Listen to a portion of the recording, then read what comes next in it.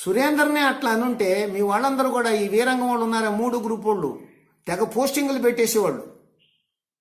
ప్రవీణ్ పగడాలని మరొక క్రైస్తవుడిని అంటం వలన న్యూట్రల్గా ఉండేవాళ్ళు ప్రవీణ్ పగడాలని అభిమానించేవాళ్ళు నీ నానా గడ్డి పెట్టుంటారు. అందుకని తెల్లారి సంజాయిషి పెట్టావు నువ్వు. సంజాయిషిలో కూడా నిజాయితీ లేదు నీకు. తప్పు చేశాన్న సోయ లేదు అసలు. తప్పు చేస్తే ఒప్పుకుందామనేటువంటి నిక్కచ్చితనం లేదు. అందుకనే నేను మాటికి ఒకటే చెప్తున్నాను. నా సంగతి చెప్పమంటున్నావు, ఆ సంగతి తేల్చమంటున్నా. నేను నా సంగతి ఆల్రెడీ చెప్పేశాను, కానీ నువ్వు చెప్పలేదంటున్నావు. నేను కొత్త మాట చెప్పకుండా నేనేంటో చెప్పానని జరిగిన వాటిలో నుంచి తెలుస్తా. నేనేంటో చెప్పలేదు నువ్వు అంటావంటే నేను చెప్పాను కదా. నీ ఇష్టం వచ్చింది ఎందుకు చెప్తాను, నేనేంటో చెప్తా. కానీ నేను ఇప్పటికైనా మన మధ్య 2 అంశాల్లో కొట్లాటుంది.